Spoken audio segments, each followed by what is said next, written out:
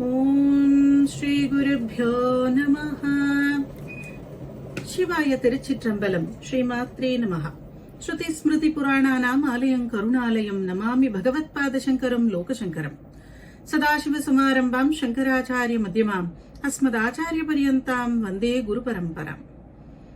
குண்டலி குமாரி குட்டிலே சண்டி சராச்சர சவித்ரி சாமுண்டே குணினி குஹாரிணி குஹே குருமூர்த்தே த்வாம் நமாமி காமாட்சி. விமலಪಟಿ ಕಮಲಕುಟಿ ಪುಸ್ತಕ ರುದ್ರಾಕ್ಷ ಶಸ್ತ ಹಸ್ತಪುಟಿ ಕಾಮಾಕ್ಷಿ ಪಕ್ಷ್ಮಲಾಕ್ಷಿ ಕಲಿತ ವಿಪಂಚಿ ವಿಭಾಸಿ ವೈರಿಂಚಿ. ஹரி ஓம். பரமேஸ்வர ஸ்வரூபமானம் எல்லாருக்கும் என்னோட நமஸ்காரம். சிந்தூராருண விக்கிரகாம் த்ரிநயனாம் மாணிக்ய மௌலி ஸ்புரத்தாரா நாயக சேகராம் ஸ்மிதமுகீம் ஆபீன வக்ஷோருஹாம் पाणिभ्यामलिपूर्णरत्नचषकम् रक्तोत्पलम् बिभ्रतीम् सौम्याम् रत्नघटस्थरक्तचरणाम् ध्यायेत् परामम्बिकाम्. अरुणाम् करुणातरङ्गिताक्षीम् धृतपाशाङ्कुशपुष्पबाणचापाम् अणिमादिभिरावृताम् मयूखैः अहम् इत्येव विभावये भवानीम्. ध्यायेत् पद्मासनस्ताम् विकसितवदनाम् पद्मपत्रायताक्षीम् हेमाभाम् पीतवस्त्राम् करकलितलसद्देम पद्माम् वराङ्गीम् सर्वालङ्कारयुक्ताम् सततमभयदाम् भक्तनम्राम् भवानीम् श्रीविद्याम् शान्तमूर्तिम् सकलसुरनुताम् सर्वसम्पत्प्रदात्रीम्. सकुङ्कुमविलेपनामलिकचुम्बिकस्तूरिकाम् समन्दहसितेक्षणाम् सशरचापपाशाङ्कुशाम् अशेषजनमोहिनीम् अरुणमाल्यभूषाम्बराम् जपाकुसुमभासुराम् जपविधौ ஸ்மரேதம்பிகாம்.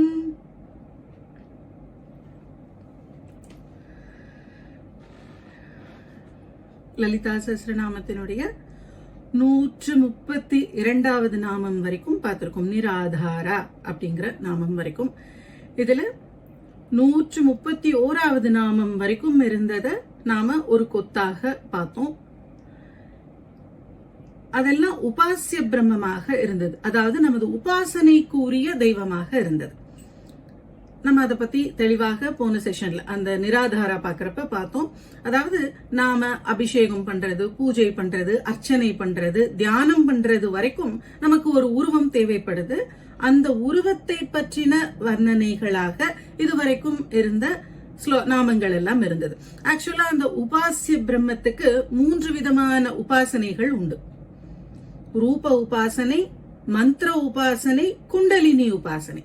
இந்த 3 விதமாக அந்த உருவமாக நாம நினைக்கிறோம் இல்லையா, அந்த பிரம்மத்துக்கு சகுண நிர்குணன்னு 2 பேர் உண்டு. சகுண பிரம்மம், நிர்குண பிரம்மம்.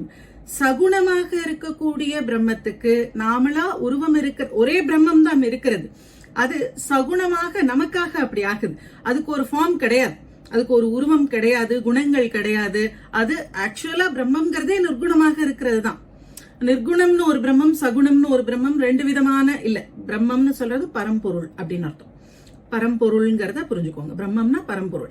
அந்த பரம்பொருள் உருவத்தோடு இருக்கிறது, குணங்களோடு இருக்கிறது, இல்லாம இருக்கிறதுன்னு அதுக்கு 2 விதம் கிடையாது. ஆனா அந்த உருவம் இல்லாத பரம்பொருளானது நமக்காக ஒரு உருவத்தை எடுத்துக்குது. ஏன்னா நாம மெடிடேட் பண்ணணும்னா, நாம தியானம் பண்ணணும்னா, நம்ம அபிஷேகம் பண்ணணும்னா, பூஜை பண்ணணும்னா நமக்கு ஒரு உருவம் இருந்தாதான் ஒரு பிடிப்பு ஆரம்ப காலத்துல வரும். அதுக்காக அது குணங்களை எடுத்துக்குது அப்படின்னு பார்த்தோம். அப்படி எடுத்துக்க கூடிய அந்த உருவத்தை தான் நாம சகுணமாக சொல்றோம், சகுண பிரம்மம் அப்படின்னு சொல்றோம். அப்படி லலிதையாக உருவம் எடுத்துக்கிட்ட அந்த தெய்வத்தினுடைய ரூப உபாசனைக்கு ரூப வர்ணனை கொடுத்தாங்க. வாக்தேவதைகள் எவ்வளவு ஆர்கனைஸ்டா இதை சொல்லிட்டு வராங்கன்னு பாருங்க. நமக்கு ரூபம் வேணும் தியானம் பண்றதுக்கு. அதுக்கப்புறம் நம்ம சகுணத்திலிருந்து நிர்குணத்துக்கு ப்ரமோட் ஆகணும். அப்படி ப்ரமோட் ஆகணும்னா ஃபர்ஸ்ட் சகுணத்துல நாம நிலைக்கணும். அப்போ அந்த உருவத்தோடு இருக்கக்கூடிய அந்த லலிதை அப்படிங்கிற உருவத்தை நமக்காக அந்த பிரம்மம் எடுக்குது. அந்த குணங்கள் இல்லாத பரம்பொருளானது, உருவமில்லாத பரம்பொருள், ஆணும் அல்லாத பெண்ணும் அல்லாத பரம்பொருள் நமக்காக ஒரு உருவத்தை எடுக்குது. லலிதைங்கிற உருவத்தை எடுத்தா அது விதவிதமான அனுகிரகங்களை நமக்கு பண்ணுது. இந்த லலிதைங்கிற உருவத்துல வர்றப்போ அந்த தெய்வத்தினுடைய ரூப வர்ணனை முதல்ல பார்த்தோம், மந்திர வர்ணனை அதுக்கப்புறம் பார்த்தோம், குண்டலினி ஸ்வரூப வர்ணனை அதுக்கப்புறம் பார்த்தோம். சோ இந்த குண்டலினி எல்லாம் முடிஞ்சதுக்கு அப்புறம் ஒரு கொத்து நமக்கு என்னென்ன வேணுமோ வாங்கிக்கோன்னு கொடுத்தாங்க. சாம்பவி, சௌபாகியதாயினி இல்லையா? சோ அந்த வரிசை பூரா நமக்கு என்ன வேணுமோ வரங்களை எல்லாம் அது சகுணமாக இருந்து நமக்கு கொடுத்துச்சு. அது வரைக்கும் நாம ஒரு கொத்து பார்த்தோம். இப்ப இந்த 132வது நாமத்துல இருந்து ஔபனிஷத் பரபிரம்மம்னு பேர். உபனிஷத்துகள் அந்த பரபிரம்மத்தை விளக்குது, அது எப்படிப்பட்டது அப்படின்னு. இந்த நாமங்கள் இருக்கு இல்லையா, நிராதாரால ஆரம்பிச்சு வரிசையாக நிரீஸ்வரா நாமம் வரைக்கும் இருக்கிறத திரும்ப திரும்ப திரும்ப மனசுக்குள்ள சொல்லி அந்த ஒவ்வொரு குணத்தையும் மனப்பாடமா பண்ணிக்கோங்க. நிராதாரா, ஆதாரம் இல்லாதவள், நிரஞ்சனா, அஞ்சனம் இல்லாதவள், நிர்மலா, மலங்கள் இல்லாதவள். இந்த மாதிரி உங்களுக்கு ஞாபகத்துல வந்துடுச்சு அப்படின்னா அது தியானத்துக்கான ஒரு விஷயமாக இருக்கும். அதாவது நிர்குணத்துக்கு நாம சகுண பிரம்மத்தை நமஸ்காரம் பண்ணிக்கிட்டு இருக்கிறப்பவே அந்த ஸ்டேஜ் ரியலைசேஷன்ங்கிற ஸ்டேஜுக்கு நாம மூவ் ஆகிறோம். இதுவரைக்கும் சகுண பிரம்மத்துக்கு மெடிடேஷன் தான். நிர்குண பிரம்மத்தை மெடிடேட் பண்ண முடியாது உங்களால. ஏன்னா அதுக்கு ஒரு உருவம். இப்ப ஆகாசம் இருக்கு, ஆகாசம் எங்க இருக்கு அப்படின்னா, ஆகாசம்னா ஸ்கை கிடையாது, நம்ம நிறைய தடவை சொல்லியிருக்கோம். இந்த வானம் கிடையாது ஆகாசம். ஆகாசம்னா இந்த வெளி, இந்த ஸ்பேஸ் தான் ஆகாசம். இப்ப இந்த ஸ்பேஸ் எங்க இருக்கு? மேல இருக்கா? மேலையும் இருக்கு. இங்க இருக்கா? இங்கேயும் இருக்கு. நமக்குள்ளேயும் இருக்கு. அந்த ஆகாசம் எப்படி எல்லா இடத்துலயும் நிறைஞ்சிருக்கோ அது மாதிரி இருக்கக்கூடியது அந்த நிர்குண பிரம்மம்.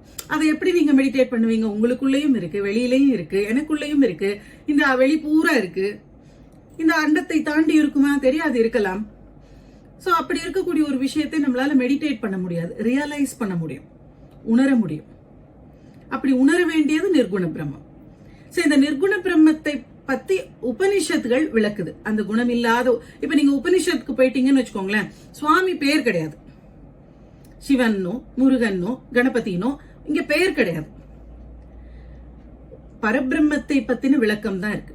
அந்த பரபிரம்மம் விதவிதமான உருவங்கள் எடுத்து நமக்காக அனுகிரகம் பண்ணுது. நாம போன செஷன்ல சொன்ன மாதிரி என்ன உருவத்தை எடுக்குதோ அதுக்கு தகுந்த போற லீலைகள் பண்ணிக்குது. கிருஷ்ணனாக வந்தா அதுக்கு தகுந்த லீலை, ராமனாக வந்தா அதுக்கு தகுந்த லீலை, லலிதையாக வந்தா அதுக்கு தகுந்த லீலை. ஆனா பரபிரம்மம் ஒண்ணு.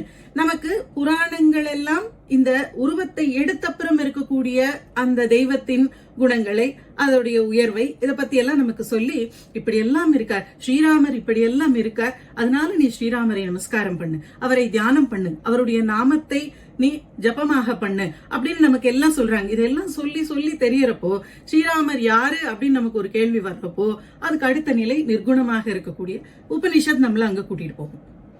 உபனிஷத்துகள் பெயர் சொல்றது கிடையாது, அந்த பரபிரம்மத்தை பத்தி மட்டும் தான் விளக்கும். அதனால இதுக்கு அப்புறம் இருக்கக்கூடிய இந்த நாமங்கள் எல்லாம் ஔபனிஷத் பிரம்மம் அப்படின்னு சொல்றது. ஔபனிஷத பிரம்மமா, உபனிஷத்துல சொல்லப்பட்ட அந்த பரம்பொருளை பத்தின நிர்குண பரம்பிரம்மத்தை பத்தின வர்ணனைகள். இந்த வர்ணனைகள் என்னன்னா, நமக்கு இந்த ஒவ்வொரு நாமத்தையும் தியானம் பண்ணா நமக்கு ஒவ்வொரு விதமான பலன் கிடைக்கும். லலிதா சஹஸ்ரநாமத்துல நிராதாரா, நிரஞ்சனா, நிர்லேபா, நிர்மலா, நித்யா இதெல்லாம் இருக்கு இல்லையா, இந்த நாமங்கள் எல்லாம் ஒவ்வொரு நாமத்தையும் தியானம் பண்ணா நமக்கு, தியானம் பண்றதுன்னா என்ன பண்ணணும் அப்படின்னா அதனுடைய பொருளை மனசுல கொண்டு வரணும். அவள் அப்படிப்பட்டவள், இந்த மலங்கள் இல்லாதவள், அது அப்படிங்கறத நம்ம எப்படி பண்ணணும்னு நான் சொல்றேன். அதை பண்ணோம்னா நமக்கு சில பலன்கள் கிடைச்சுக்கிட்டே வரும். அந்த மாதிரியான நாமங்கள் இதெல்லாம். நிஷப்த நாமங்கள்னு நம்ம போன செஷன்லயே பார்த்தோம். நிஷப்த நாமங்கள், நிஷப்தம்னா என்ன?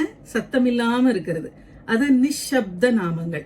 எல்லாம் நிஷ்னு வரும் முன்னாடி. நிர்குண, நிர்லேபா, நிர்மலா, நித்யா, இப்படி எல்லாம் நிஷ் அப்படிங்கிற சவுண்ட் முன்னாடி வரக்கூடிய நிஷப்த நாமங்கள்.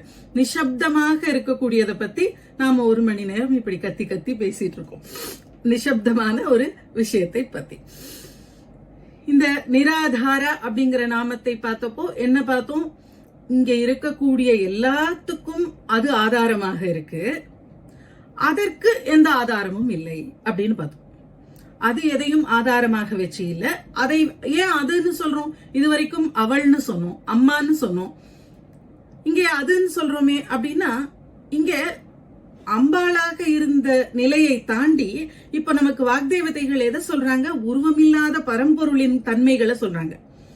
அப்போ உருவமில்லாத அந்த பரம்பொருள் ஆணும் அல்ல, பெண்ணும் அல்ல, அலி அல்ல, வஸ்து அல்ல, ஜந்து அல்ல, அப்படி இருக்கு. அப்படி இருக்கிறப்ப நாம என்ன பண்ண முடியும்? அதுன்னு தான் சொல்ல முடியும். இங்க அவள் கிடையாது, அவன் கிடையாது, பகவான் கிடையாது.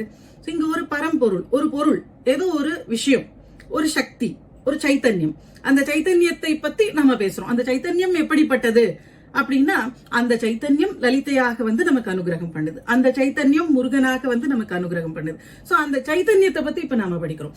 அதனால அதுக்கு அப்படின்னு தான் சொல்ல முடியும். அதுக்கு ஆதாரம் கிடையாது, அது எல்லாவற்றிற்கும் ஆதாரமாக இருக்கு. எல்லாவற்றிற்கும் ஆதாரமாக இருக்கக்கூடிய அந்த பரம்பொருளுக்கு இன்னொரு ஆதாரம் தேவைப்படல. அதனால நிராதாரா அப்படிங்கறத போன செஷன்ல பார்த்தோம். இப்ப அடுத்த நாமம் நிரஞ்சனா. நிரஞ்சனா 133வது நாமம். அதுதான் இப்ப நம்ம பார்க்கணும். நிரஞ்சனா. அஞ்சனா அப்படின்னா, அஞ்சனம்னா கண்மைன்னு அர்த்தம். கண்மை என்னதான் அழகுக்காக போட்டுக்கிட்டாலும் அது ஒரு கரை தானே, அது ஒரு அழுக்கு தானே. ஏதோ ஒரு கருப்பை எடுத்து ஒரு இடத்துல இப்போ ஏன் அழுக்கு நீங்க யோசிச்சு பாருங்க. கண்மை வச்சுக்கிறதுக்கு ட்ரை பண்றீங்க, ஏதோ கொஞ்சம் தவறி போய் எங்கேயோ சைட்ல பட்டுருச்சு. அப்ப என்ன ஆகுது? அதை துடைக்கணும்ல, கஷ்டப்பட்டு தானே துடைச்சு அதை கிளீன் பண்ணி எடுக்கிறோம். என்னதான் அது அழகுக்காக நீங்க வச்சாலும் அது ஒரு அழுக்கு. சோ நம்ம இங்க இந்த இடத்துல அஞ்சனம் அப்படிங்கறத ஒரு மை, ஒரு ஒட்டிக்கக்கூடிய, நம்ம மேல ஒட்டிக்கக்கூடிய ஒரு விஷயமாக பாக்குறோம். நம்ம மேல இருக்கக்கூடிய ஒரு அழுக்கு.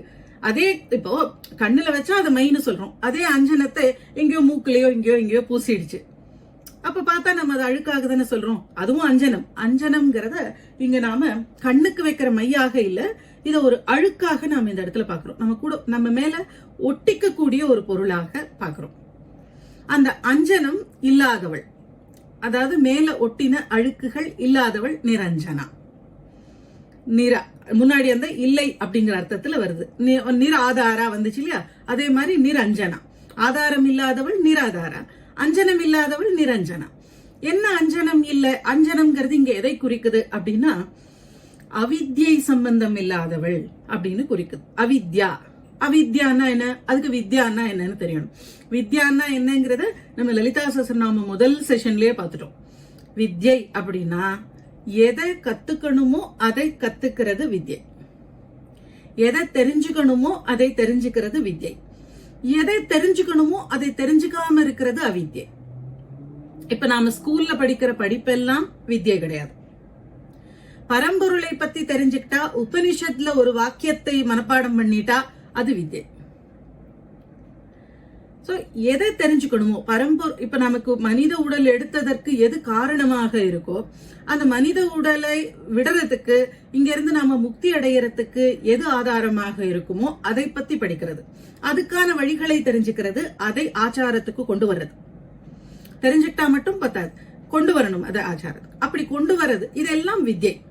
இப்ப நாம எது சரி, எதை நாம படிக்கணும் அப்படின்னு தெரிஞ்சுக்கிட்ட விஷயத்தை நம்ம அனுஷ்டானத்துக்கு கொண்டு வந்தோம் அப்படின்னா அது நமக்கு வித்யை. சோ இந்த அவித்யை அப்படிங்கிற சம்பந்தம் இல்லாம இருக்கிறவள். இப்போ இத நாம எப்படி புரிஞ்சுக்கலாம் அப்படின்னு நாம பார்ப்போம். இப்போ நமக்குள்ளயும் தேவி இருக்கா, நமக்கு அவித்யை இருக்கு, அஜ்ஞானம்னு வச்சுக்கோங்களேன். அவித்யங்கிறது அஜ்ஞானம்னு புரிஞ்சுக்கலாம். அஜ்ஞானம் நமக்கும் இருக்கு, நமக்குள்ள தேவி இருக்கா. நமக்குள்ள இருக்கக்கூடிய சைத்தன்யம் என்ன? தேவின்னு நம்ம நிறைய தடவை பார்த்திருக்கோம். இன்னைக்கு நாம முகத்துல ஒரு கலை இருக்குன்னா நாம உயிரோட இருக்கிறதுனால அந்த கலை இருக்கு. அந்த உயிரோட இருக்கிறதுங்கிறது என்ன? நமக்குள்ள இருக்கக்கூடிய அந்த உயிர்த்தன்மை சைத்தன்யம். அந்த சைத்தன்யம் யாரு? சக்தி. தேவியினுடைய ஒரு துளி தான் நமக்குள்ள சைத்தன்யமாக இருக்கு. அந்த பெரிய அந்த சைத்தன்யத்தினுடைய ஒரு துளியாக நமக்குள்ள இந்த உயிர் இருக்கு. இப்போ நாம தான் தேவின்னு நாம சொல்ல முடியுமா? சொல்லலாம். அப்ப நமக்குள்ள இருக்கிற தேவி, இப்போ நிறைய பேர் டவுட் கேட்பாங்க, திருடர்களுக்குள்ளயும் அப்ப இறைவன் இருக்கானா? கொள்ளையடிக்கிறவங்களுக்குள்ள, கொலை பண்றவங்களுக்குள்ள, அவங்களுக்குள்ளயும் தேவி இருக்காளா? தேவி இருக்கா. அப்ப அந்த குணங்கள் எல்லாம் தேவியோடதா? அவள் நிரஞ்சனா. குணங்கள் அவளுக்கு ஒட்டாது. ஏன் அவளுக்கு ஒட்டாது? இதை எப்படி நாம புரிஞ்சுக்கலாம் அப்படின்னா, ஒரு ப்ளூ கலர் கண்ணாடி இருக்கு. ப்ளூ கலர் கண்ணாடிக்கு பின்னாடி நீங்க ஒரு தீபத்தை ஏத்தி வைக்கிறீங்க. இந்த பக்கம் இருந்து பார்த்தா வெளிச்சம் என்ன கலர்ல வரும்? ப்ளூ வெளிச்சமா வரும். ப்ளூ வெளிச்சம் அப்படின்னு நாம சொல்றோம். ப்ளூ கலர் காந்தி வருது அப்படின்னு நாம என்ன பண்ணோம்? ப்ளூவையும் காந்தியையும் சேர்த்து சொல்றோம், ப்ளூ கலர் காந்தி அப்படின்னு. ஆனா காந்தி யாரோடது? பின்னாடி இருக்கிற தீபத்தினுடையது. Blue colour யாரோடது? முன்னாடி இருக்கிற கண்ணாடியினுடையது. ஆனா நாம என்ன பண்ணோம்? ரெண்டையும் கலந்து சொல்றோம், ப்ளூ கலர் காந்தின்னு. அதாவது அதுக்கு சொந்தமானதா? இல்ல. அந்த அந்த தீபத்தின் ஒளி ப்ளூ கலர்ல இல்ல. இந்த கிளாஸுக்கு ஒளி விடக்கூடிய தன்மை இல்ல. கிளாஸுக்கு ஒளி இல்ல, வெறும் கலர் தான் இருக்கு. பின்னாடி இருக்கக்கூடிய வெளிச்சத்தை அந்த கிளாஸ் வாங்கி கொடுக்கறப்போ அது ப்ளூ வெளிச்சமா நமக்கு தெரியுது. நாம் அதனால என்ன பண்றோம்? ப்ளூவையும் வெளிச்சத்தையும் ஒன்னா கலந்து நீல கலர்ல இருக்கக்கூடிய ஒரு வெளிச்சம் அப்படின்னு சொல்றோம். நீலகாந்தி அப்படின்னு சொல்றோம். நீலகாந்தி எப்படி வந்தது? நீலம் கண்ணாடியுடையது, வெளிச்சம் தீபத்தினுடையது. அதே போல நாம உபாதி, நம்மளுடைய உடல் இருக்கே, அது நீல கண்ணாடியா வச்சுக்கோங்க. நாம நீல கண்ணாடியாக இருந்தா நமக்கு பின்னாடி இருக்கக்கூடிய காந்தி அம்மா. அம்மா அனுகிரகத்தால நமக்கு ஏதோ ஒரு வெளிச்சமா இருக்கிற மாதிரி இருக்கு. நம்மளுடைய குணங்கள், நமக்கு இருக்கக்கூடிய குணங்கள் அம்மா வெளிச்சத்தினால பிரகாசமாகுது. இந்த குணங்கள் அவளோடதா? இல்ல. குணங்கள் அவளை ஒட்டுமா? ஒட்டாது. குணங்கள் இந்த பிரகிருதி, இந்த உபாதியினுடையது. என்னோடது குணங்கள். என் குணங்கள் பிரகாசிக்கணும்னா என்ன பண்ணணும்? எனக்குள்ள சைத்தன்யம் இருக்கணும். அந்த சைத்தன்யம் தேவி. தேவி இருக்கா. ஆனா தேவிக்கும் என்னுடைய குணங்களுக்கும் சம்பந்தம் இருக்கா? கிடையாது. அவள் நிரஞ்சனா. இந்த கலர் அவளுக்கு ஒட்டாது. ஆனா இந்த கலருக்கு காரணம் அவள். அவள் இருக்கிறதுனால என் குணங்கள் பிரகாசிக்குது. நல்ல குணமோ கெட்ட குணமோ, என் குணங்கள் வெளியில பிரகாசிக்கிறதுக்கு, நான் இருக்கிறதுக்கு காரணமாக இருக்கக்கூடியது எனக்குள்ள இருக்கக்கூடிய சைத்தன்யம். சைத்தன்யத்துக்கும் என் குணங்களுக்கும் சம்பந்தம் இல்லை. என்னுடைய கர்மாவுக்கும் அவளுக்கும் சம்பந்தம் இல்லை. எனக்குள்ள இருக்கா, என்னை ஒளிர வைக்கிறா. ஆனா அந்த கலர் எல்லாம் என்னோடது. சோ நாம அந்த ப்ளூ கலர் மிரர் மாதிரி, அந்த ப்ளூ கலர் கிளாஸ் மாதிரி நாம இருக்கோம். இது உபாதி. அம்மா காந்தி மாதிரி இருக்கா. அந்த காந்தி கண்ணாடியில ஒட்டுறது கிடையாது. அந்த வெளிச்சம் கண்ணாடியில ஒட்டாது. ஆனா நாம அது ரெண்டையும் கலந்துதான் சொல்லுவோம். அது மாதிரிதான் நம்மள சேர்த்து நாம சொல்லிக்கிறோம். நாம இருக்கிறோம், பரமாத்மா பின்னாடி இருக்கு. அதுதான் தீபம், அதுதான் ஜோதி. நாம வெறுமனே அதை ரிஃப்ளெக்ட் பண்றோம். ஆனா நாம அதோட சேர்ந்து இந்த குணத்தை எடுத்துக்கிட்ட மாதிரி, அந்த சைத்தன்யமே இந்த குணம். என்னுடைய ஆன்மாக்கு இது கிடையாது. என்னுடைய ஆன்மா சுத்தமானது. ஆன்மாக்கு இது கிடையாது. ஆனா நாம இந்த பின்னாடி இருந்து வரக்கூடிய அந்த சைத்தன்யத்தை நம்மளுடைய குணங்களோட சேர்த்து ஆன்மாக்கே இந்த குணம் இருக்கிறதாக நாம நினைச்சுக்கிறோம். சோ இங்க அது கிடையாது அப்படிங்கிறது தான். சோ அதனால அவள் நிரஞ்சனா. அவளுக்கு எந்த விதமான அவித்யோடும் சம்பந்தம் கிடையாது. அது பிரகாசமாக, தனியாக, சுயம் பிரகாசமாக அது பாட்டுக்கு இருந்துட்டு இருக்கு. அதுக்கு எந்த அழுக்குகளும் அது மேல ஒட்டாது. இது ரூபவர்ணனை மாதிரி.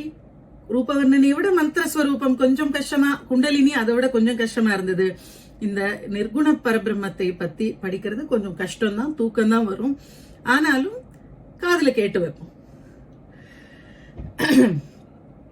அஞ்சனம் அப்படின்னா அவித்யை, அதாவது மாயான்னு நினைச்சுக்கலாம். மாயை அப்படிங்கறது தான் நம்ம அவித்யைன்னு சொல்றோம்.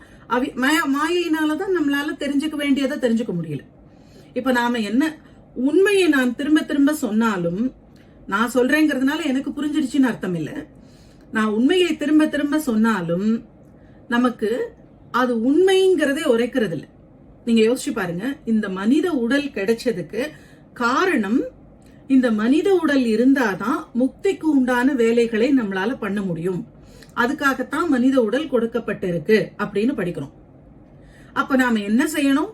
நேரத்தை வீணாக்காம முக்தி அடையறதுக்கு உண்டான வழிகள் என்னவோ அந்த முயற்சிகளை நாம இந்த உடலை வச்சு பண்ணணும் அப்படின்னு சொல்றோம். ஆனா நம்ம இந்த உடலை வச்சு அந்த மாதிரி முயற்சி பண்றோமானா இல்ல. என்ன செய்யறோம்? இந்த உடலோட முதல்ல கொஞ்ச நாள் அப்பா அம்மாவோட ரொம்ப பந்தத்துல இருக்கும். அப்புறம் ஒரு கல்யாணம் பண்ணிக்கிறோம், கணவன் மனைவியோட அப்படி இருக்கும். அதுக்கப்புறம் குழந்தைகளோட ரொம்ப பந்தத்துல இருக்கும். அப்புறம் பேரம் பேத்தி அவங்களோட இருக்கும். நமக்கு எதுக்காக இந்த உடல் கொடுக்கப்பட்டிருக்கோ அந்த மெயின் பர்பஸ் மறந்து போயிடுச்சு. அது மாயை. மறந்துடுச்சே நான் ஞாபகப்படுத்துறேன். நாம சொல்றோம், நாம கிட்டத்தட்ட 4-5 வருஷமா இதை சொல்லிட்டு இருக்கோம். ஆனா எனக்கு ஞாபகம் வந்ததா, உங்களுக்கு உணர முடிஞ்சதா? இல்ல. இந்த குடும்பம் முக்கியம், இதெல்லாம் நம்ம கடமைகள், இதெல்லாம் நம்ம செய்யணும். 2ஆவதா 3ஆவதா 4ஆவதா பிரியாரிட்டியில இருக்கு சுவாமி. மோட்சம் எல்லாம் பாத்துக்கலாம், செய்யறது செய்வோம் ஒழுங்கா. இத செய்யாட்டி என்ன ஆகுமோங்கிற பயம் இருக்கு நமக்கு. இதெல்லாம் தான் செய்ய வேண்டியதோ, இல்லனா என்ன கொஞ்சம் கூட பொறுப்பு இல்லாம அப்படியே போயிட்டாலேன்னு சொல்லுவாங்களோ, அப்ப இதை செய்யணுமோ அப்படின்னு இருக்கு.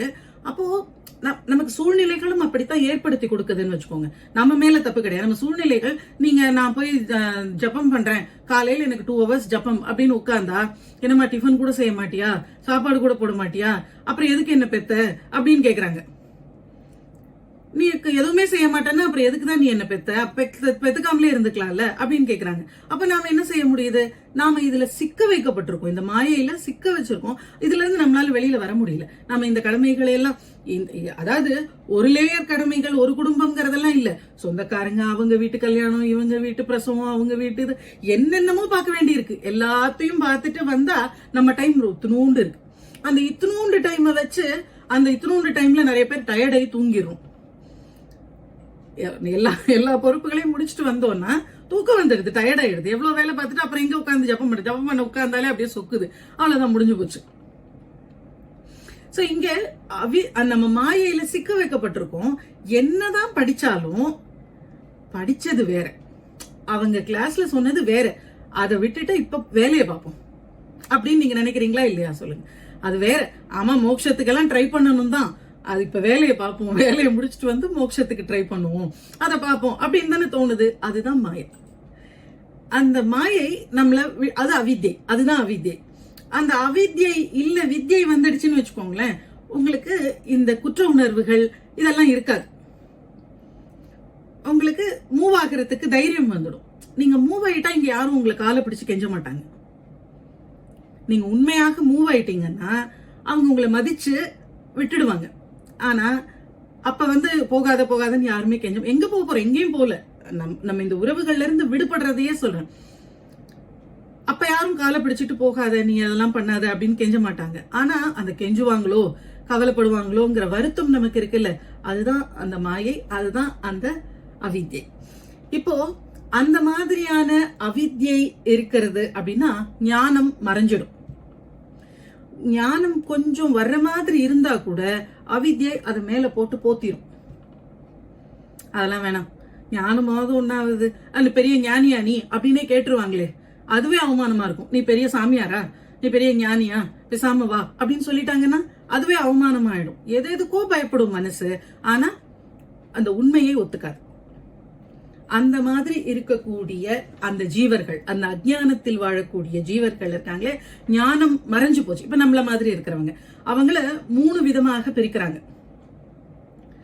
3 விதமான மலங்கள் இருக்கு. அந்த 3 விதமான மலங்கள் சம்பந்தமா 3ஆக பிரிக்கிறாங்க. எப்படி 3ஆனா, ஆணவம் மட்டும் இருந்தா அவங்க கொஞ்சம் உயரத்துல இருக்கிறவங்க. அவங்களுக்கு மிச்ச இதெல்லாம் எதுவும் கிடையாது. இவங்கதான் இருக்கிறதுலே டாப் மோஸ்ட்ல இருக்கிறவங்க. அவங்களுக்கு இருக்கிற ஒன்னே ஒண்ணு என்னன்னா, ஒரே ஒரு மலம், இந்த சரீரம் நான் அப்படிங்கிற எண்ணம் மட்டும் இருக்கும். வேற எதுவும் இருக்காது, வேற எந்த மலங்களும் கிடையாது. ஆணவம்ங்கிறது என்ன மலம்னா, ஆணவம் மட்டும் இருந்தா அவங்க கொஞ்சம் உயர் பிறப்பு தான். மிச்ச கண்மம், மாயை அதெல்லாம் கிடையாது.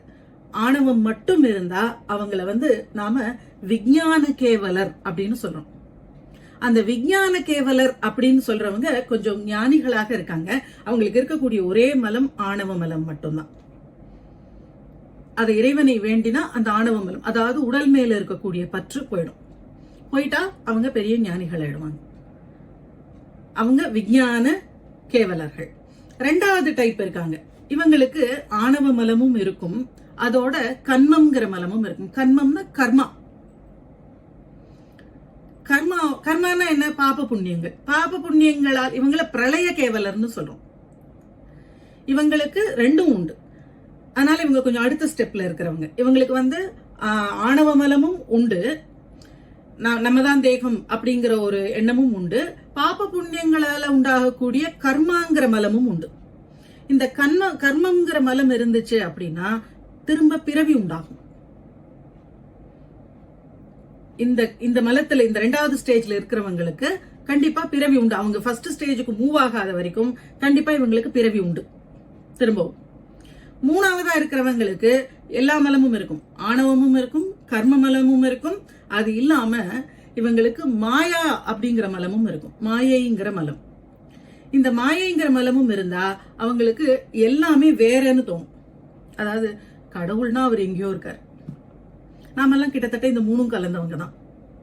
கடவுள் எங்கேயோ இருக்கார், அவர் நமக்கு எதையோ கொடுப்பார். நாம அவர்கிட்ட போய் கேட்டா அவர் எங்கேயோ இருந்து கொடுப்பார். கடவுள் இல்ல.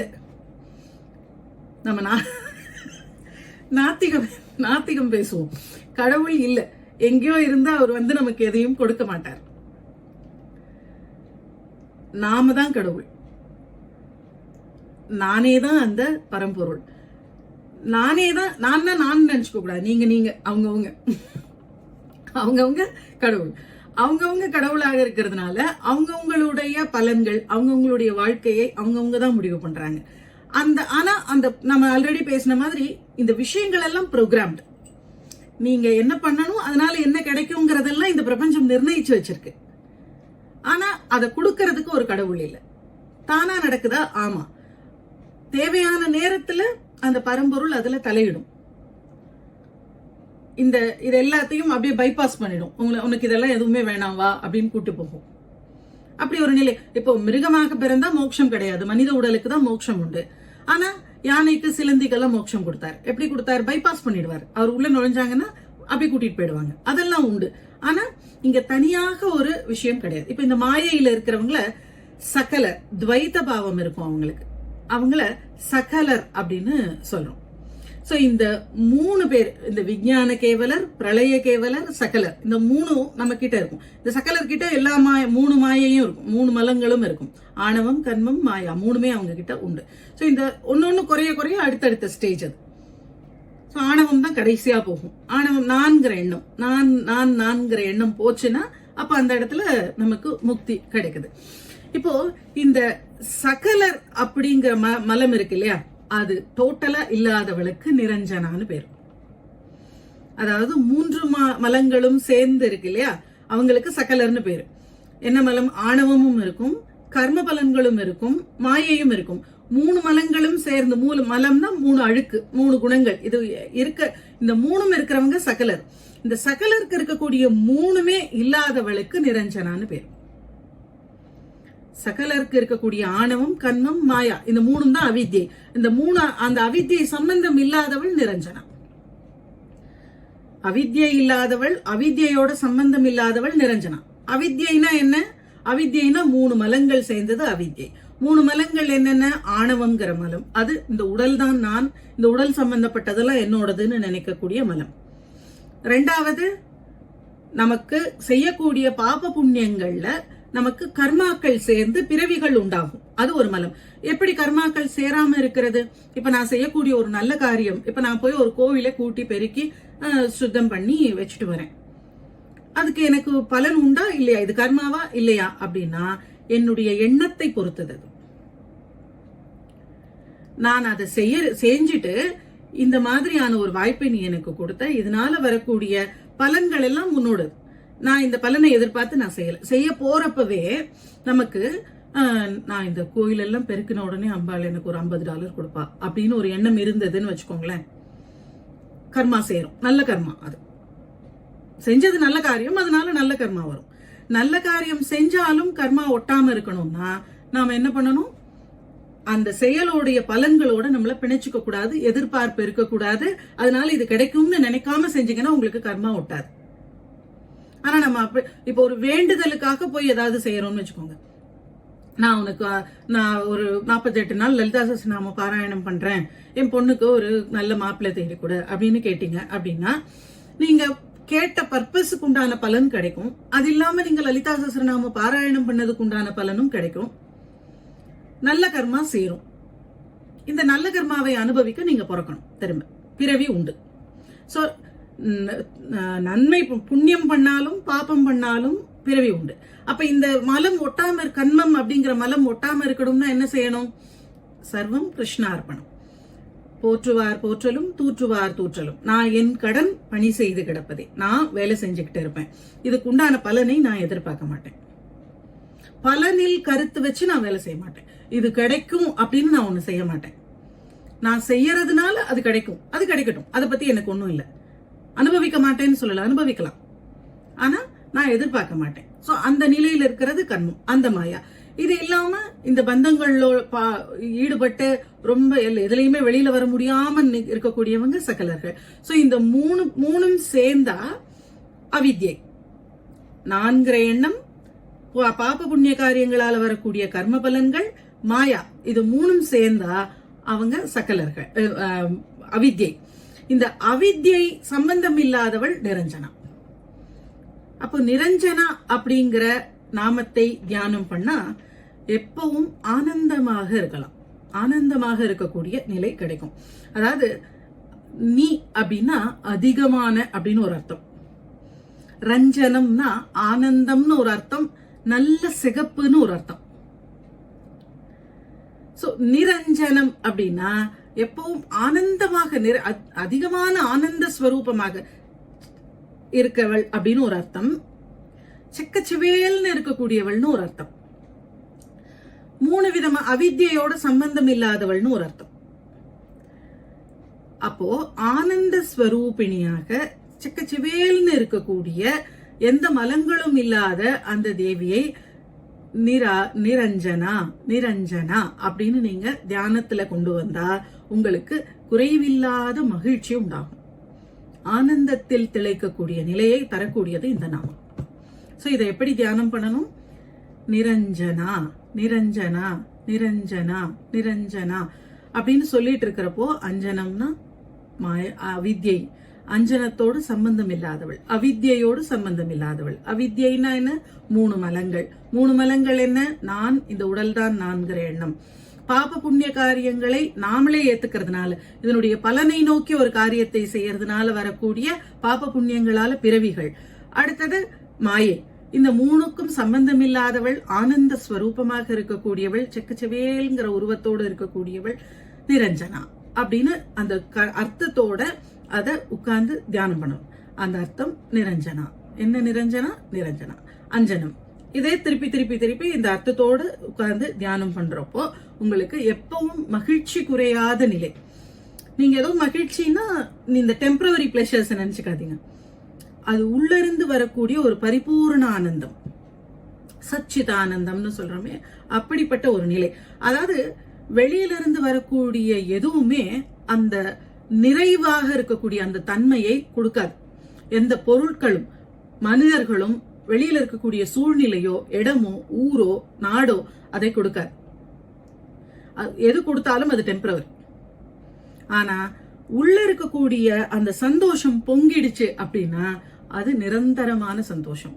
அதை உணரக்கூடிய நாம எவ்வளவு, இப்போ ஒரு கதை சொல்வாங்க. ஒரு பிச்சைக்காரன் இருந்தானோ, அந்த பிச்சைக்காரன் ரொம்ப அப்படியே பரிதாபமா இருப்பானோ. ஒரு உடுத்திக்க ஒரு துணி கிடையாது, சாப்பாட்டை வச்சு சாப்பிட ஒரு தட்டு கிட்டு பாத்திரம் எதுவுமே கிடையாது, நிறைய கிழிஞ்ச துணி, ஒரே குப்பை. அவன் உட்கார்ந்துட்டு இருக்கிற இடத்துல எல்லா பக்கமும் குப்பைக்கு நடுவுல உட்கார்ந்துட்டு இருப்பானா. ஏதாவது யாராவது கொடுத்தா அதை கையிலேயே வச்சு சாப்பிடுவானோ. அப்படி இருந்தானா. அவன் இறந்து போயிட்டான் ஒரு நாள். இறந்து போன உடனே அந்த தெருவுல இருந்தவங்க அந்த இடத்தையெல்லாம் கிளீன் பண்ணி எடுத்து போட்டுடலாம் அப்படின்னு சொல்லிட்டு ஆள் வச்சு எல்லாத்தையும் கிளீன் பண்ணாங்க. கிளீன் பண்ணா அவன் படுத்திருந்த இடத்துக்கு கீழே கட்டுக்கட்டா அவ்வளவு பணம் வச்சிருந்தான். அவன் வச்சிருக்கல, அவனுக்கு தெரியுமோ தெரியாதா தெரியாது. ஆனா நாம அப்படித்தான் இருக்கோம். உள்ளுக்குள்ள அவ்வளவையும் வச்சுக்கிட்டு ஒண்ணும் இல்லன்னு நம்ம நினைச்சிட்டு இருக்கோம். நம்ம நிலை அந்த பிச்சைக்காரனுடைய நிலையாகத்தான் இருக்கு. சந்தோஷத்தை கீழே வச்சிருக்கோம், அது மேல கிழிஞ்ச துணி போட்டு உட்கார்ந்துருக்கோம். உட்கார்ந்துட்டு என்கிட்ட கிழிஞ்ச துணி தான் இருக்குன்னு சொல்லிட்டு இருக்கோம். அதுக்கு கீழே இருக்கக்கூடிய செல்வம் நமக்கு தெரியல, நமக்குள்ள இருக்கக்கூடிய ஆனந்தம் நமக்கு தெரியல. வெளியில ஏதோ ஒண்ணு ஆனந்தத்தை கொடுக்கும்னு தேடிட்டு இருக்கோம். இதனால ஆனந்தம் வருமா, அந்த பொருளை சேர்த்தா ஆனந்தம் வருமா, இதை வாங்கினாவா, அவங்க கூட பேசினா ஆனந்தம் வருமா, என்ன பண்ணா ஆனந்தம் வரும்னு தெரியும். ஆனந்தம் எங்க இருந்தும் வராது, நம்ம அது மேலதான் உட்கார்ந்துட்டு இருக்கோம். அதை நாம அந்த மறைப்பை நாம நிக்கினா நமக்குள்ளே இருந்தே வரும் அப்படிங்கிற அந்த தெளிவு உங்களுக்கு இந்த நாமத்தை தியானம் பண்றதுனால கிடைக்கும். இது தியானத்துக்கு உண்டான நாமங்கள் பண்ணணும்.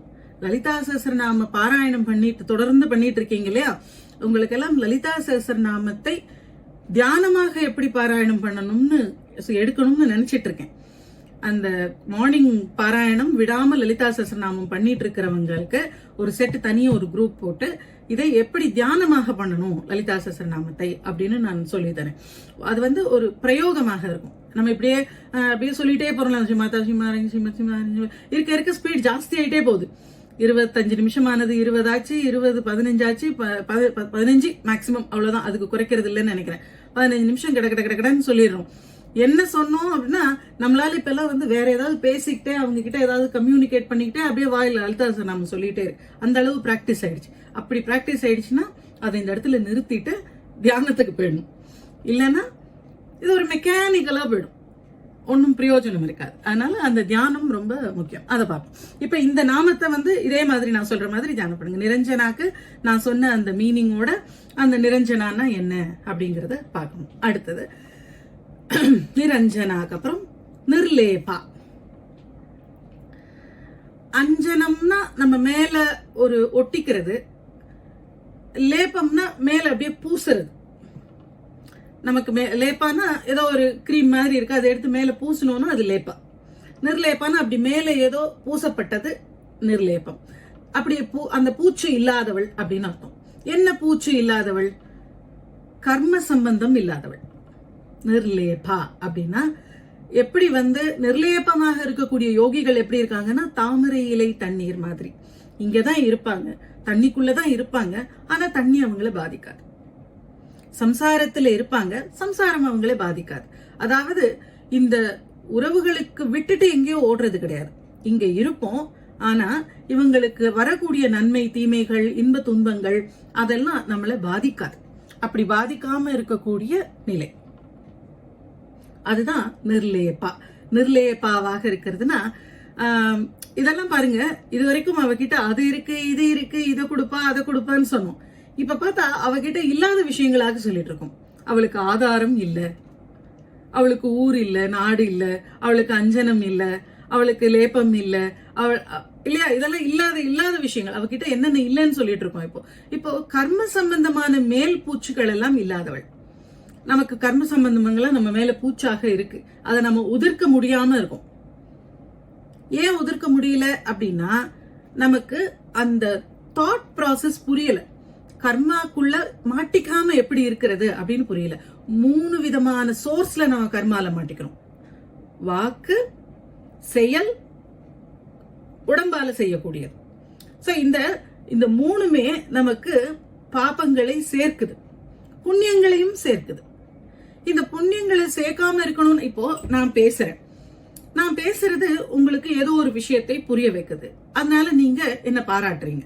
இப்போ நான் என்ன நினைக்கிறது அப்படின்னா, என்னுடைய பேச்சு எனக்கானது இல்ல, நான் பேசல, என்ன தேவியினுடைய அனுகிரகம் பேச வைக்குது. அவள் எதையோ சொல்லணும்னு நினைக்கிறா, நம்மள டூலாக உபயோகிக்கிறா அப்படிங்கிற தெளிவு இருந்தா நீங்க பாராட்டுறது எதுவும் எனக்கு ஒட்டாது. நீங்க நல்லா சொல்றீங்க அப்படின்னா தெரியல, இன்னைக்கு நல்லா சொல்றேன், நாளைக்கு சொல்வேன்னா அவளுடைய அனுகிரகம் இருந்தா சொல்லுவேன், இல்லைன்னா இல்ல.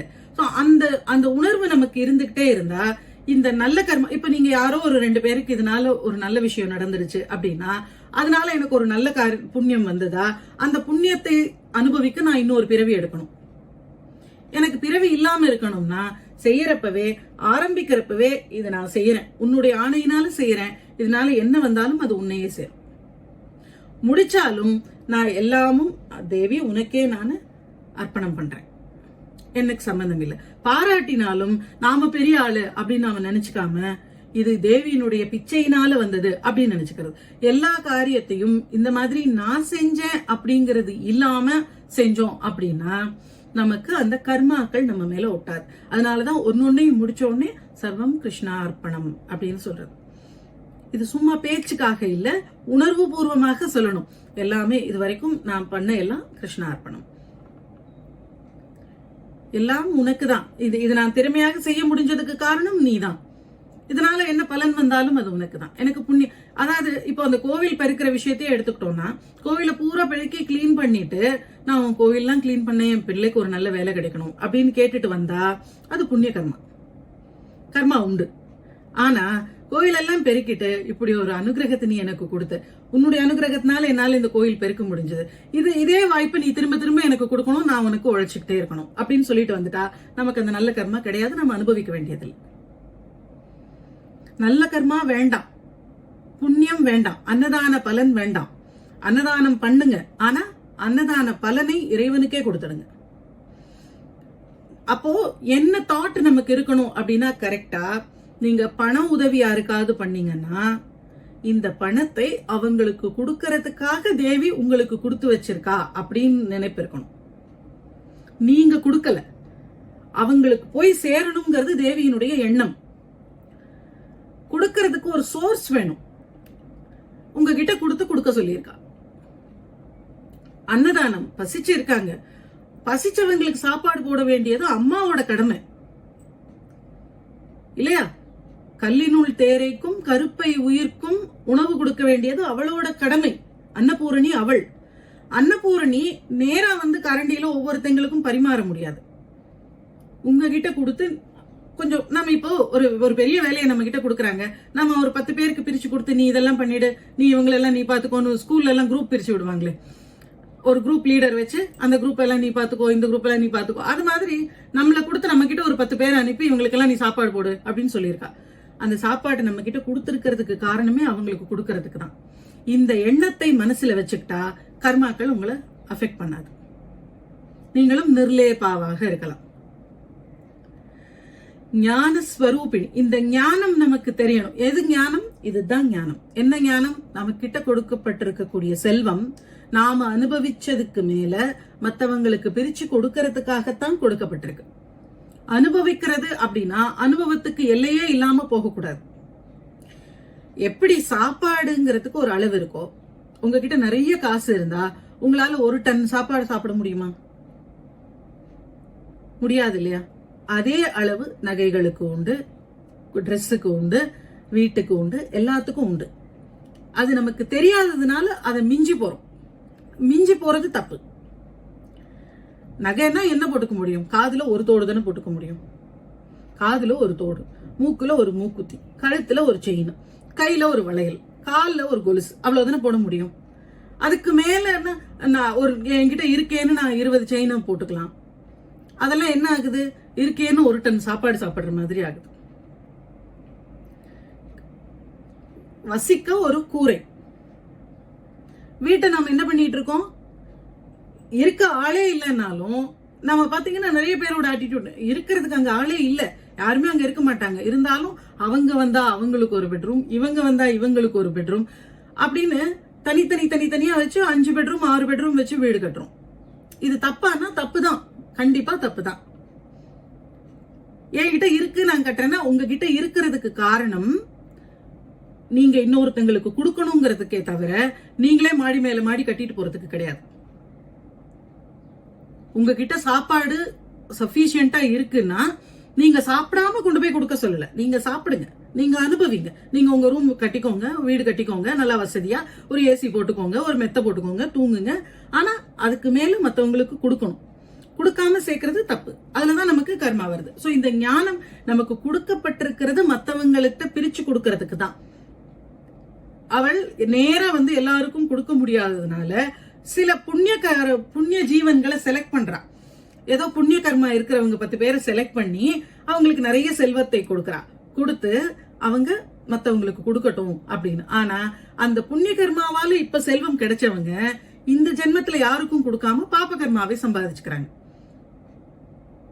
அதுதான் ஃபேக்ட். சோ இங்க ஞானம் இருந்துட்டா இந்த நாமம் அதைத்தான் சொல்லுது, நிர்லேபா. இந்த நிர்லேபாங்கிற நாமத்தை தியானம் பண்ணா கர்ம வாசனை மலங்கள் நீங்கிடும். அவள் நிர்லேபாங்கிறத சொல்ல சொல்ல நாம நிர்லேபாவா ஆயிடும். நமக்கு கர்மாக்கள் சேராது, அதனால பிறவி திரும்ப கிடைக்காத, மலங்கள் எல்லாம் நீங்கிடும். ஆணவம், கன்மம், மாயாங்கிற 3 மலங்களும் நீங்கும். நமக்கு பிறவி இல்லாத நிலை கிடைக்கும். கர்மாக்கள் ஒட்டாது, கர்ம வாசனை கிடையாது.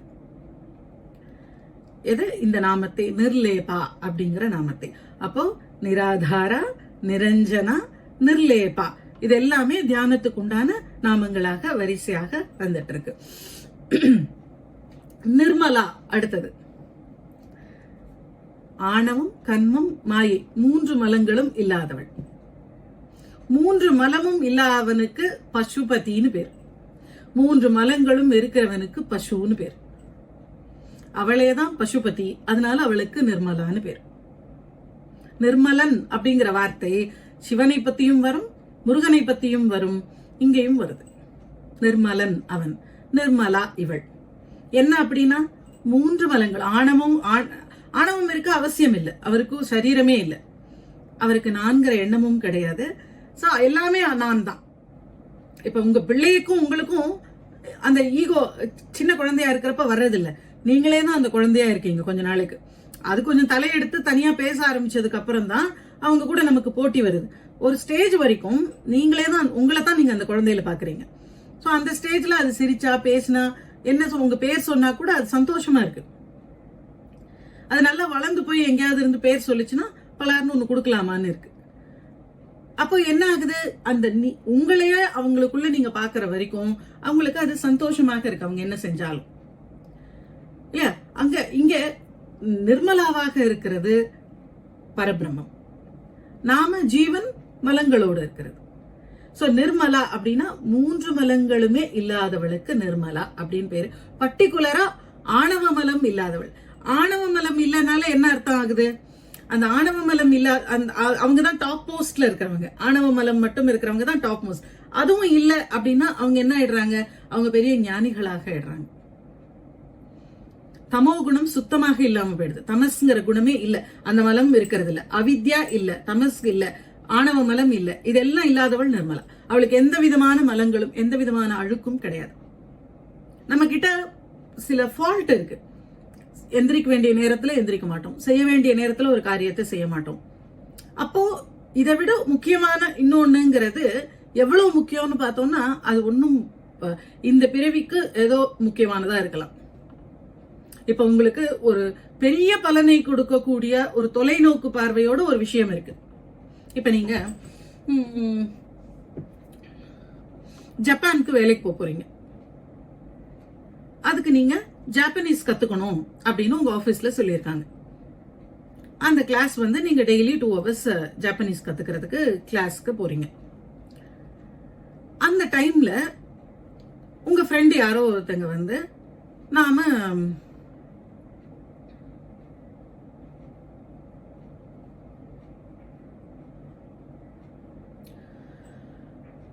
புரியல எனக்கு. இங்க அந்த நீங்க லாங்குவேஜ் கத்துக்கிட்டோம். 1 month டைம் இருக்கு. 30 daysல கத்துக்கலாம்னு அவங்க சொல்லிட்டாங்க. 30 daysம் கரெக்டா கிளாஸ்க்கு போனா நீங்க கத்துக்கலாம். அதுல நடுவுல உங்க ஃப்ரெண்ட் ஒருத்தங்க அந்த டைம்ல நம்ம 2 நாள் கொடைக்கானல் டூர் போயிட்டு வரலாமான்னு கூப்பிடுறாங்க. நீங்க என்ன பண்ணுவீங்க? ஒரு தொலைநோக்கு பார்வை இருக்கணும். அதை வச்சு நாம இதை 30 நாள்ல முடிக்கணும்னா லீவ் போடாம போகணும். அப்பதான் நமக்கு அங்க போக முடியும். அப்ப இந்த டெம்பரரி பிளஷரை பார்த்தோம்னா பெரிய ஒரு பலனை விட்டுடுவோம். அதனால இது வேண்டாம் அப்படின்னு நீங்க முடிவு பண்றீங்க இல்லையா? இந்த மாதிரி முடிவு பண்ணக்கூடிய திறன் நமக்கு வாழ்க்கையிலையும் இருக்கணும். பெரிய பெரிய பலன்களை உத்தேசிச்சு போகணும். அப்ப வரக்கூடிய சின்ன சின்ன இன்பங்களை தியாகம் பண்ணணும்.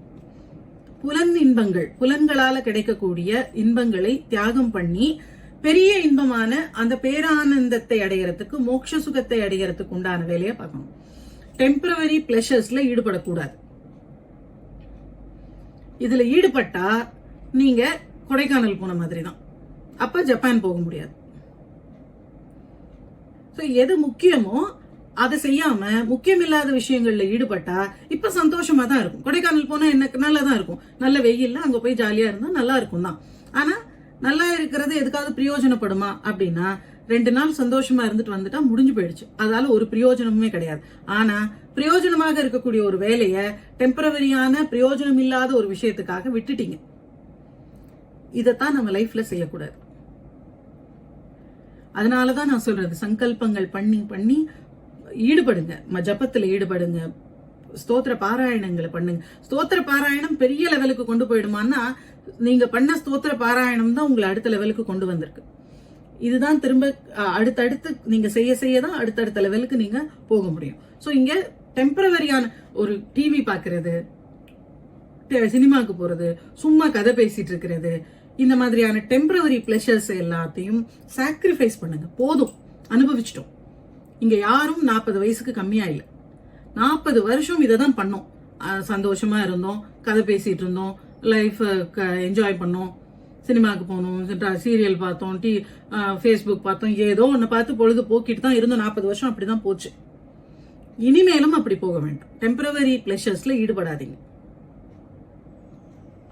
சோ இந்த நாம நிர்மலா அப்படிங்கிற நாமத்தை தியானம் பண்றப்போ, அவள் ஆணவ மலம் இல்லாதவள், அவள் கர்ம மலம் இல்லாதவள், அவள் கிட்ட அவித்யா கிடையாது, அவள் கிட்ட தமோ குணம் கிடையாது அப்படின்லாம் நீங்க அவளை பத்தி தியானம் பண்றப்போ, அதனால அவர் நிர்மலா அப்படின்னு தியானம் பண்றப்போ உங்ககிட்ட இருக்கக்கூடிய ஆணவ மலம் நீங்கும். நிர்மலா அப்படிங்கிற நாமத்தை தியானம் பண்ணா ஆணவ மலம் நீங்கும். இப்போ நீங்க நிரஞ்சனா அப்படிங்கிற நாமத்தை தியானம் பண்ணா ஆனந்தம் பெருகும். நிரஞ்சனாவினுடைய அர்த்தத்தை மனசுல வாங்கி, நிரஞ்சனா, அஞ்சனம்னா அழுக்கு, அந்த அழுக்கு இல்லாதவள், இவள் சகலங்கிற எந்த மலமும் இல்லாதவள், அதனால நிரஞ்சனா. நீ அப்படின்னா அதிகமான, ரஞ்சனம்னா மகிழ்ச்சி, சிகப்பு கலர், ரெண்டுமே அர்த்தம். சோ நிரஞ்சனான நல்ல செக்கச்செவேல்னு இருக்கக்கூடிய எந்த மலங்களும் இல்லாத அற்புதமான அவள், அவளுக்கு நிரஞ்சனான்னு பேரு. அவள் ஆனந்தமே ஸ்வரூபமாக இருக்கக்கூடியவள், அதனால நிரஞ்சனா அப்படின்னு நினைச்சு. அடுத்தது நிர்லேபா, இந்த கர்ம சம்பந்தமான மேல் பூச்சுக்கள் இல்லாதவள். நிர்மலா, ஆணவ மலம் இல்லை, தமோ குணம் கிடையாது. அவளுக்கு தமோ குணம், நிர்மலா நிர்மலா நிர்மலான்னு நீங்க நினைச்சு அவளுக்கு தமோ குணமே கிடையாது, அவளுக்கு தமஸே கிடையாது அப்படின்னு நினைக்க உங்களுக்கு தமோ குணம் போயிடும். தமஸ்னா என்ன? எல்லா விதமான கெட்ட குணங்களும் தமோ குணங்கள் தான். அதிகமான தூக்கம், அதிகமான சாப்பாடு, அதிகமான கோபம் வர்றது, பொறாமை, எல்லாமே தமோ குணம் தான். கோபப்படுறது, கத்துறது, பேசுறது, எல்லாம் சண்டை போடுறது, புறம் பேசுறது, வெட்டியா பேசுறது, எல்லாமே தமோ குணம் தான். பொழுத போக்குறது, பொழுது நீங்க போக்க வேணாம், ஒண்ணுமே செய்யாம உட்காந்துட்டு இருந்தா பொழுது தானா போயிடும். அந்த மாதிரி சும்மா உட்காந்துட்டு இருக்கிறது தான் பொழுது போக்குறது. அந்த பொழுது போக்குறது இதெல்லாம் தமோ குணம். இந்த குணங்கள் எல்லாம் நிர்மலாங்கிற நாமத்தை தியானம் பண்ணா இந்த தமோ குணங்கள் எல்லாம் போயிடும். அடுத்தது நித்யா. நித்யா அப்படின்னா ஆதியும் அந்தமும் இல்லாத அருட்பெரும் ஜோதி அப்படின்னு சொல்றோம். ஆரம்பமும் இல்ல, முடிவும் இல்ல, எப்பவுமே இருக்கிறதுக்கு நித்யான்னு பேரு. இது எப்பவுமே இருக்குன்னா, எப்பவுமேனா எப்போ? எப்பவுமே. இந்த வருஷத்துல இருந்துன்னு இல்ல, இந்த யுகத்துல இருந்துன்னு இல்ல, எல்லா யுகங்களும் காலம் ஆரம்பிக்கிறதுக்கு முன்னாடியே அவள் இருக்கா. காலக்கணக்கு எங்க தொடங்குதோ, காலக்கணக்கு தொடங்குறதுக்கு முன்னாடி இருந்து அந்த பரம்பொருள் இருக்கு. அந்த பரம்பொருள் அங்கிருந்து இருக்கிறதுனால அவளுக்கு ஆதி கிடையாது. எது வரைக்கும் இருப்பா அப்படின்னா, இந்த காலக்கணக்கெல்லாம் முடிஞ்சாலும் அவ இருப்பா. பிரளயத்துல எல்லாமும் போனாலும் அவள் மட்டும் மிச்சம் இருப்பா. அப்போ ஆதியும் இல்ல, அந்தமும் இல்ல, ஆரம்பமும் கிடையாது, முடிவும் கிடையாது. அப்படி ஆரம்பமும் முடிவும் இல்லாம எப்பவுமே இருக்கக்கூடிய பொருளுக்கு நித்யா அப்படின்னு பேரு. நித்யா அப்படின்னா அழிவில்லாதவள், எப்பவும் இருக்கக்கூடியவள் அப்படின்னு அர்த்தம். எப்பவும் இருக்கக்கூடியவள், நாசமே இல்லாதவள், ஆதி இல்லாதவள், பிறப்பும் இல்லை நாசமும் இல்லை, ரெண்டுமே இல்லாதவளுக்கு 3 காலத்திலும் இருக்கக்கூடியவள். இறந்த காலத்திலும் இருந்தா. இப்ப நான் இறந்த காலத்துல இருந்தேனா அப்படின்னா, இறந்த காலத்துலனா இருந்தேன், ஆனா ஒரு பர்டிகுலர் டேட்டுக்கு முன்னாடி நான் இல்ல. நான் பிறந்ததுன்னு ஒரு வருஷம் இருக்கு, அந்த வருஷம் அந்த தேதிக்கு முன்னாடி நான் இல்ல. அப்ப இறந்த காலத்துல இறந்த காலத்து பூரா நான் இல்ல. சரி, அப்படி இருந்தேன்னு வச்சுக்கிட்டாலும் நேத்து நான் இருந்தேன், ஆனா நேத்து இருந்த மாதிரி இன்னைக்கு இல்ல. நாம நித்யா. அதனால நாம நித்யா கிடையாது. ஏன் நித்யா கிடையாதுன்னா நமக்கு மாற்றம் இருக்கு, வளர்ச்சி இருக்கு, தேயறது இருக்கு. நேற்று இருந்த மாதிரி நாம இன்னைக்கு இல்ல. போன வருஷம் போட்டோக்கும் இந்த வருஷம் போட்டோக்கும் வித்தியாசம் இருக்கு. 10 வருஷம் முன்னாடி எடுத்ததுக்கும் இப்ப எடுத்ததுக்கும் வித்தியாசம் இருக்கு. அப்போ நாம இறந்த காலத்துல இருந்தோம்னாலும் நிகழ்காலத்துல இறந்த காலத்துல இருந்த அதே வத்சலா இப்ப இல்ல. இன்னைக்கு இருக்கிற இதே வத்சலா இன்னும் 20 வருஷம் கழிச்சு இல்ல. சப்போஸ் நான் உயிரோட இருந்தாலும் இன்னைக்கு நான் இருக்கிற மாதிரி அன்னைக்கு இருக்க மாட்டேன். இன்னும் தள்ளி போனோம்னா அந்த டேட்ல நான் இருக்கவே மாட்டேன். எப்படி ஒரு டேட்டுக்கு முன்னாடி நான் இல்லாமலே இருந்தனோ அது மாதிரி ஒரு டேட்டுக்கு அப்புறம் இல்லாமலே போயிடுவேன். அப்போ இறந்த காலத்துல ஒரு லிமிட் இருக்கு எனக்கு. இறந்த காலத்துல இருந்த மாதிரி நான் நிகழ்காலத்துல இல்ல, நிகழ்காலத்துல இருக்கிற மாதிரி எதிர்காலத்துல இருக்க போறதில்ல. அப்ப நான் நித்யா கிடையாது. ஆனா அவள் இறந்த காலத்துல எல்லா காலத்திலயும் இருந்தா, எப்படி இருந்தாலும் அப்படியே தான் இன்னைக்கும் இருக்கா. இதே மாதிரிதான் இனிமேலும் இருப்பா. ஷோடச 16 வயதாக 16 வயது பெண்ணாக அவள் எப்படி முன்னாடி இருந்தாலோ அவளுக்கு மூப்பு கிடையாது, மரணம் கிடையாது, வளர்ச்சி கிடையாது, மாற்றங்கள் கிடையாது. அதனால நித்யா அப்படின்னா எப்பவும் அப்படியே இருக்கக்கூடியவள். இந்த 16வது நித்யாவாக அவள் இருக்கிறா. அதனாலேயும் அவளுக்கு நித்யான்னு பேரு. 15 திதி நித்யா தேவதைகளை நமக்கு தெரியும். காமேஸ்வரி, பகமாலினி, நித்யகலினா, பேருண்டா, அன்னிவாசினி அப்படி. சோ இந்த 15 திதி நித்யா தேவதைகளாக அவள் இருக்கா. இதுக்கு மேல 16வது ஷோடச நித்யாவாக அவளே இருக்கா. அதனால அவளுக்கு நித்யான்னு பேர். நித்யாங்கிறவங்க நாட்களை நகர்த்துறாங்க இல்லையா? அமாவாசை, பாட்டிமை, எப்படி ஒவ்வொரு நாளும் எப்படி நகர்த்திக்கிட்டு போறாங்க. அப்படியே நகர்த்திக்கிட்டு போனாங்கன்னா நவமி, தசமி, ஏகாதசி, துவாதசி, திரையோதசி, சதுர்தசி, பௌர்ணமி வருது. திரும்ப நாள் நகர்த்திட்டே போகும். இப்படி நாளை காலத்தை நகர்த்தக்கூடியவங்க, காலத்தை சுத்தக்கூடியவங்களாக நித்யா இருக்காங்க.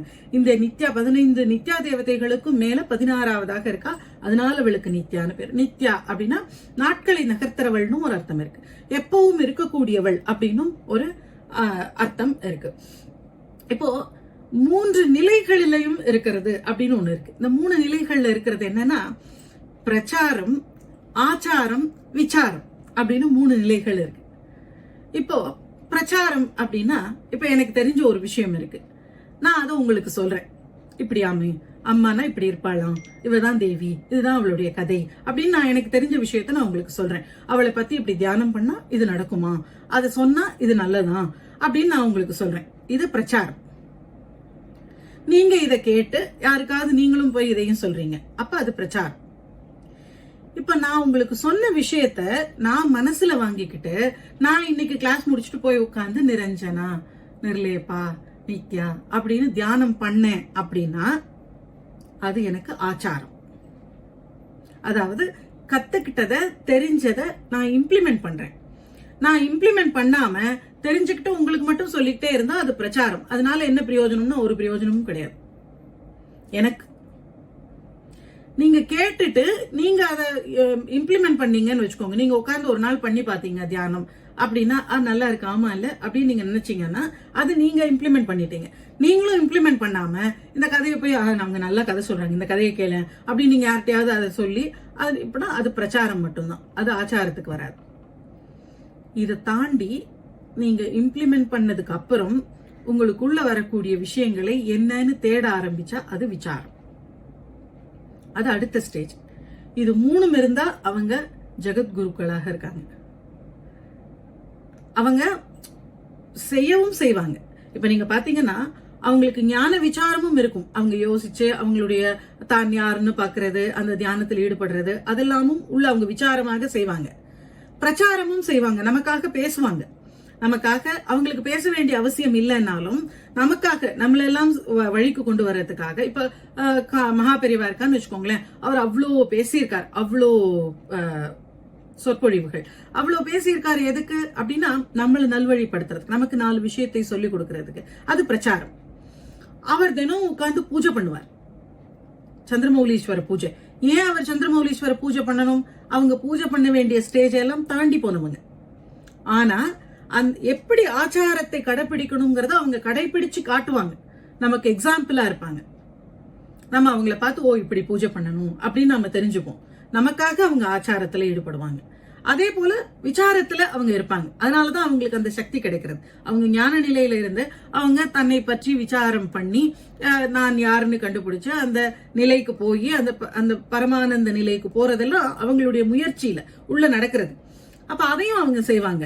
அதை செய்யறதுனால இதெல்லாம் தேவையில்லை, ஆனா நமக்காக இதையெல்லாம் செய்வாங்க. சோ இந்த மூணுலையும் ஈடுபடக்கூடியவங்களை தான் நம்ம பெரிய குருக்களாக நம்ம பாக்குறோம். நானும் அவங்களும் ஒண்ணுதானே அப்படின்னா, நானும் தான் பேசுறேன், அவங்களும் தான் பேசுறாங்க, அப்ப அவங்களும் நானும் ஒண்ணுதானே அப்படின்னா ஒண்ணு கிடையாது. ஏன்னா நான் தெரிஞ்சுக்கிட்டதையெல்லாம் தவளை மாதிரி பேசிக்கிட்டு இருக்கேன். அவங்க இதை தாண்டி போயிட்டாங்க, அதை இம்ப்ளிமெண்ட் பண்ணி அதனால ஒரு உயர்நிலையை அடைஞ்சு அதனால விசாரம் பண்ணி ஞானத்தை அடைஞ்சிட்டாங்க. ஞானத்தை அடைஞ்சதுக்கு அப்புறம் இந்த மனிதர்களுக்கு சேவை பண்ணணும் அப்படிங்கறதுக்காக அவங்க பேசுறாங்க. ரமண மகரிஷி ஒரு வார்த்தை பேசுறதுக்கும் நாம பேசுறதுக்கும் வித்தியாசம் இருக்கு. அவங்க உணர்ந்தத பேசுறாங்க, நாம படிச்சத பேசுறோம், நாம தெரிஞ்சுக்கிட்டத பேசுறோம், அவங்க உணர்ந்தத பேசுறாங்க.